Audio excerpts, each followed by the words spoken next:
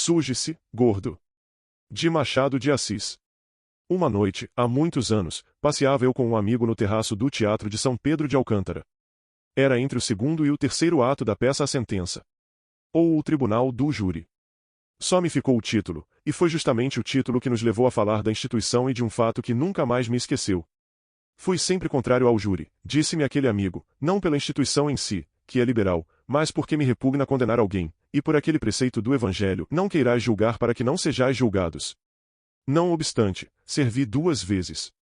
O tribunal era então no antigo Aljube, fim da Rua dos Ourives, princípio da Ladeira da Conceição. Tal era o meu escrúpulo que, salvo 2, absolvi todos os réus. Com efeito, os crimes não me pareceram provados, 1 ou 2 processos eram mal feitos. O primeiro réu que condenei, era um moço limpo, acusado de haver furtado certa quantia, não grande, antes pequena, com falsificação de um papel. Não negou o fato, nem podia fazê-lo, contestou que lhe coubesse a iniciativa ou inspiração do crime. Alguém, que não citava, foi que lhe lembrou esse modo de acudir a uma necessidade urgente. Mas Deus, que via os corações, daria ao criminoso verdadeiro merecido castigo. Disse isso sem ênfase, triste, a palavra surda. Os olhos mortos, com tal palidez que metia a pena, o promotor público achou nessa mesma cor do gesto a confissão do crime.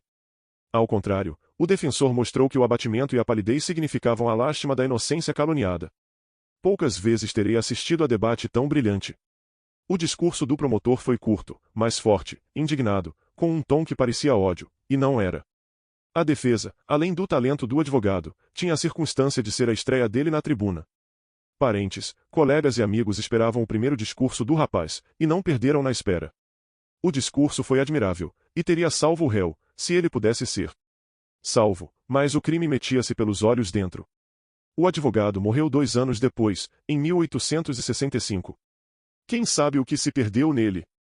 Eu, acredite, quando vejo morrer um moço de talento, sinto mais que quando morre um velho. Mas vamos ao que ia contando. Houve réplica do promotor e tréplica do defensor. O presidente do tribunal resumiu os debates, e, lidos os quesitos, foram entregues ao presidente do conselho, que era eu. Um dos jurados do conselho, cheio de corpo e ruivo, parecia mais que lá se passou, não interessa ao caso particular, que era melhor ficasse também calado, confesso. Cantarei depressa, o terceiro ato não tarda. Um dos jurados do conselho, cheio de corpo e ruivo, parecia mais que ninguém convencido do delito e do delinquente. O processo foi examinado, os quesitos lidos, e as respostas dadas, 11 votos contra 1, só o jurado ruivo estava inquieto. No fim, como os votos assegurassem a condenação, ficou satisfeito, disse que seria um ato de fraqueza, ou coisa pior, a absolvição que lhe dessemos. Um dos jurados, certamente o que votará pela negativa, proferiu algumas palavras de defesa do moço. O ruivo, chamava-se Lopes, replicou com aborrecimento. Como, senhor? Mas o crime do réu está mais que provado. Deixemos de debate, disse eu, e todos concordaram comigo. Não estou debatendo, estou defendendo o meu voto, continuou Lopes. O crime está mais que provado. O sujeito nega, porque todo réu nega, mas o certo é que ele cometeu a falsidade. E que falsidade? Tudo por uma miséria, 200 mil réis. Suje-se gordo. Quer sujar-se? Suje-se gordo. Suje-se gordo. Confesso-lhe que fiquei de boca aberta, não que entendesse a frase, ao contrário, nem a entendi nem a achei limpa, e foi por isso mesmo que fiquei de boca aberta. Afinal caminhei e bati à porta, abriram-nos, fui à mesa do juiz, dei as respostas do conselho e o réu saiu condenado. O advogado apelou. Se a sentença foi confirmada ou a apelação aceita, não sei, perdi o negócio de vista. Quando saí do tribunal, vim pensando na frase do Lopes, e pareceu-me entendê-la. Suje-se gordo, era como se dissesse que o condenado era mais que ladrão, era um ladrão reles, um ladrão de nada. Achei esta explicação na esquina da rua de São Pedro, vim ainda pela dos Ourives. Cheguei a desandar um pouco, a ver se descobria o Lopes para lhe apertar a mão, nem sombra de Lopes. No dia seguinte, lendo nos jornais os nossos nomes, dei com o nome todo dele, não valia a pena procurá-lo, nem me ficou de cor. Assim são as páginas da vida, como dizia meu filho quando fazia versos, e acrescentava que as páginas vão passando umas sobre outras, esquecidas apenas lidas. Rimava assim, mas não me lembra a forma dos versos. Em prosa disse-me ele, muito tempo depois, que eu não devia faltar ao júri, para o qual acabava de ser designado.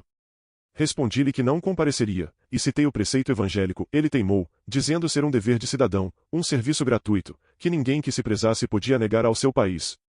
Fui e julguei 3 processos.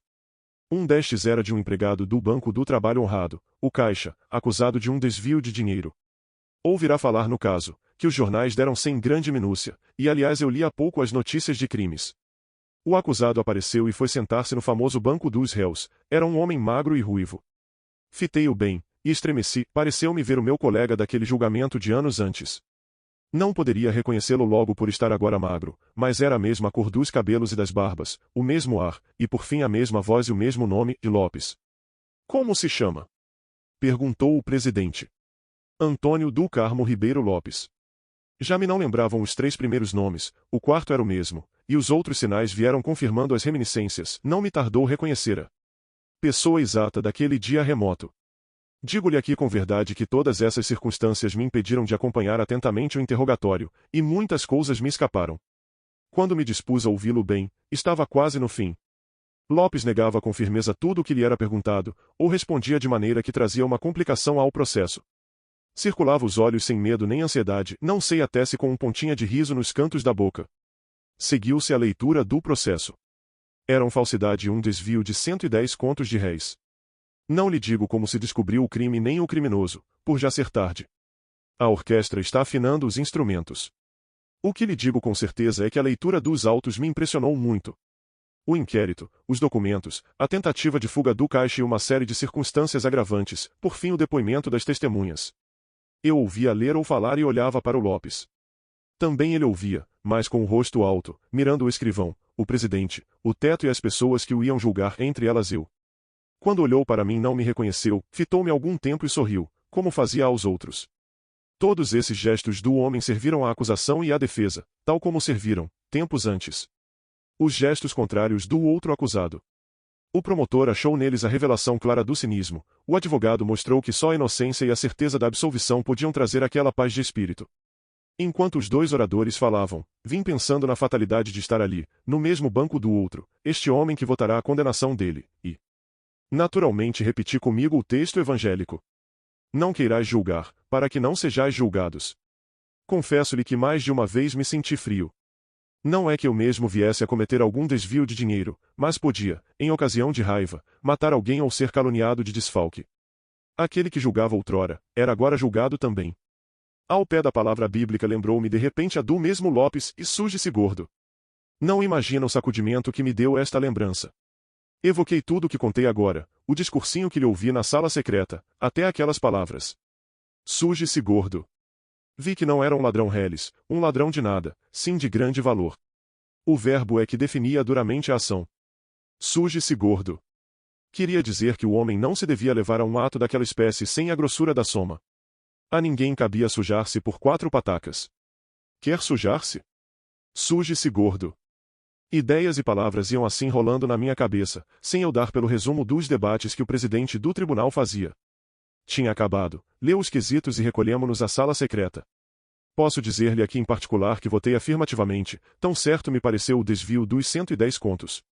Havia, entre outros documentos, uma carta de Lopes que fazia evidente o crime. Mas parece que nem todos leram com os mesmos olhos que eu. Votaram comigo 2 jurados. 9 negaram a criminalidade do Lopes, a sentença de absolvição foi lavrada e lida, e o acusado saiu para a rua. A diferença da votação era tamanha, que cheguei a duvidar comigo se teria acertado. Podia ser que não. Agora mesmo sinto uns repelões de consciência. Felizmente, se o Lopes não cometeu deveras o crime, não recebeu a pena do meu voto, e esta consideração acaba por me consolar do erro, mas os repelões voltam. O melhor de tudo é não julgar ninguém para não vir a ser julgado. Suje-se gordo. Suje-se magro. Suje-se como lhe parecer. O mais seguro é não julgar ninguém. Acabou a música, vamos para as nossas cadeiras.